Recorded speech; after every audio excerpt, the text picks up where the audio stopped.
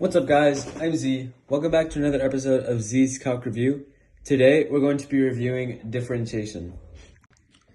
We can start this review by asking, what is a derivative?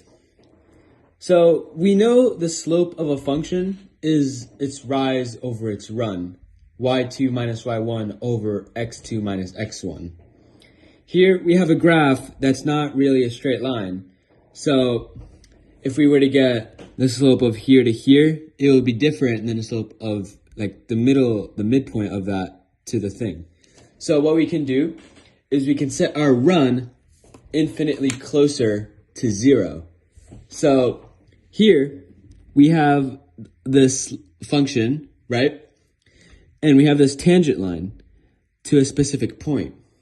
What we've done with that is we've gotten the average rate of change, the slope, and made the run in that function closer and closer to 0, which is why our tangent line only touches the graph at one point.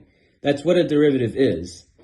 We have a way of writing it. It's known as a definition of a derivative using limits from our other review. It's limit h approaches 0, with f of x plus h minus f of x over h. We can derive this using our slope. So let's say the further point in the graph, y2, is f of x plus h, right? Versus the other point in the graph, f of x. And now for our run. Basically, we have our y1 and our x1 with f of x. So what we can do is use our x2 in this, so x plus h, and then subtract what's in the function of our y1, which is just x. So these just cancel out, and we're left with this. And now what we can do is, because h is now our run, we can set h closer and closer to 0, and that's how we get our tangent. The run is decreasing little by little. Let's apply our definition of a derivative. So we have f of x plus h minus f of x over h as h approaches 0. So here, let's try to find the derivative of x squared, right? F of x equals x squared. Here, we can plug this in to our formula by doing x plus h squared minus x squared over h as h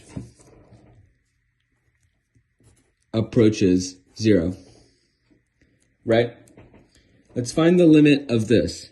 So what we can do is we can expand x plus h squared into x squared plus 2xh plus h squared minus x squared over h, right? We've expanded this. And now what we can do is we can cancel these out, because these cancel out. So now we're left with 2xh plus h squared over h, right? And this also just cancels out, right? Because both terms have an h in it, and we're dividing by h, so we can just cancel that out. So we're left with 2x plus h squared, right? And remember, we're taking the limit of this. So now what we can do is set our limit, right? And then just plug that in. So we're left with 2x plus 0, which is just 2x, right? So we have the derivative of x squared, which is just 2x. And that's how we have that derivative. Going back to our lesson on continuity, this also applies to whether or not a function is derivable at a certain point. So here, this graph has a hole with an x value at a different place. So we can't really use our definition of a limit here because this point, it's outside of like the line. It's not continuous. You can't be derived there because as x approaches 0, it'll still be at that point, but we can't subtract our f of x because it's over here, right? It's separated from the line, which makes this graph not derivable. Now let's talk about some rules for deriving. So a couple rules we have are the constant rule, power rule, sum rule, difference rule,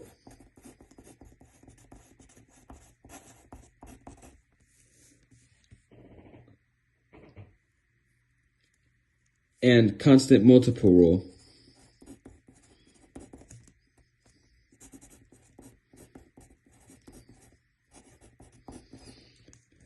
These are some pretty basic rules that we can learn very quickly on how we can derive certain functions.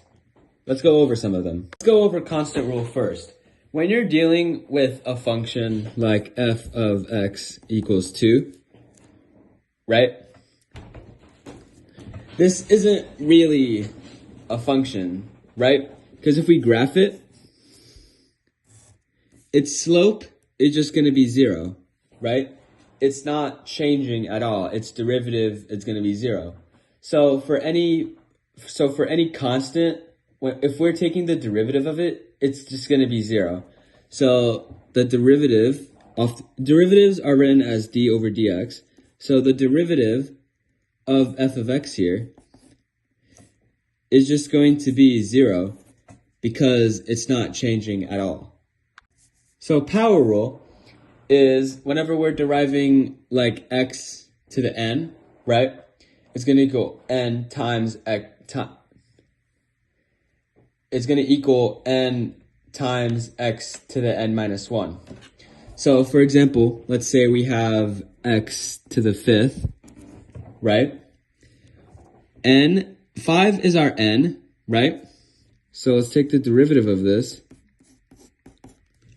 This is just going to equal, we have our n 5 times x to the 5 minus 1, which is going to be 5x to the 4th. So the derivative of x to the 5th is 5x to the 4th using power rule. Sum rule is pretty simple. If you're taking the derivative of two different functions, let's say f of x and g of x, then this is just going to be the derivative of f of x plus the derivative of g of x, right? We're just taking the derivatives separately. Difference rule is also similar, except it's just going to be subtracting. Constant multiple rule is also pretty simple, where let's say we're taking the derivative of n times x. What we're just going to do is just remove the x. So it's just going to be n, right? So let's say we have 3x, and we're trying to get the derivative of it, right? This is just going to be 3 because of constant multiple rule. Here we have like the derivatives of exponential functions, which again, our basic rules don't really work for. So we have the derivative of e to the x is equal to e to the x, and the derivative of the natural log of x is equal to 1 over x.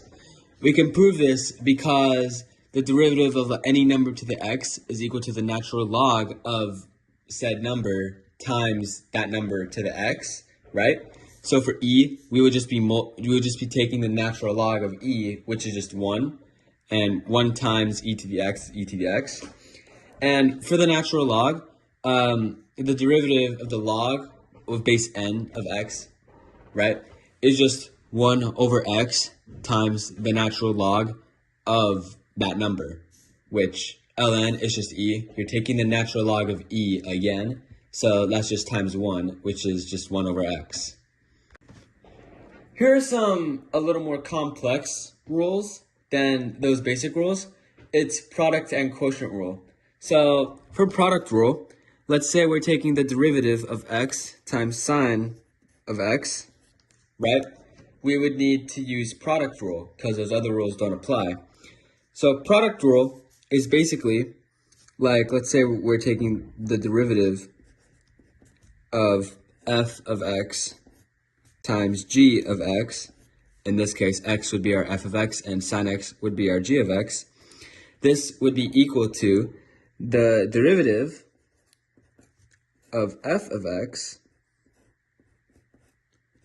times g of x plus f of x times the derivative of g of x. So this is just product rule. For x sine x, we'll have x be our f of x, so that's just 1 times sine of x plus x times the derivative of sine of x, which is going to be cosine x. And we have our derivative, sine x plus x times cosine of x.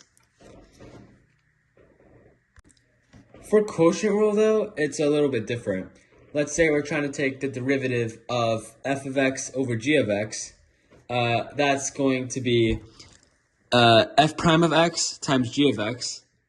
F prime of x is something we use to make less writing when you're trying to take the derivative.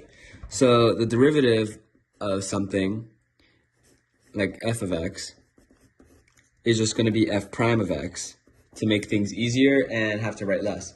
So the derivative of f of x over g of x is going to be f prime of x times g of x minus f of x times g prime of x over g of x squared.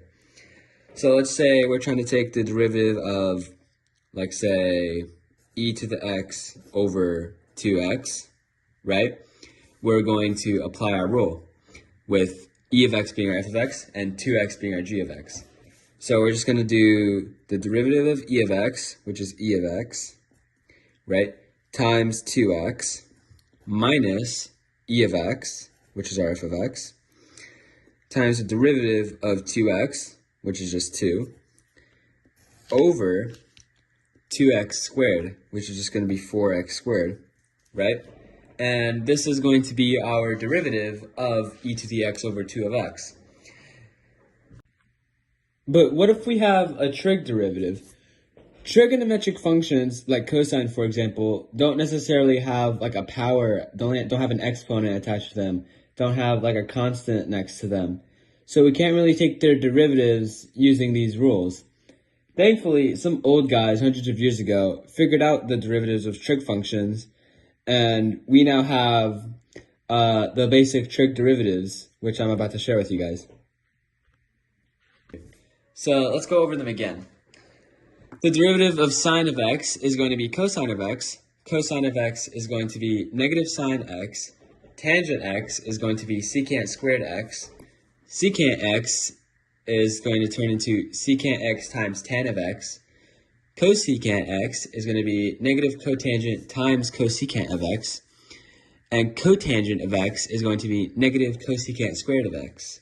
So those are the basic trig derivatives. Thank you guys so much for watching my review on derivatives. Please let me know in the comments if there was anything in this video you didn't understand. Have a wonderful day. Feel free to like and subscribe if you would like to see more content like this. And I hope you all have an excellent day.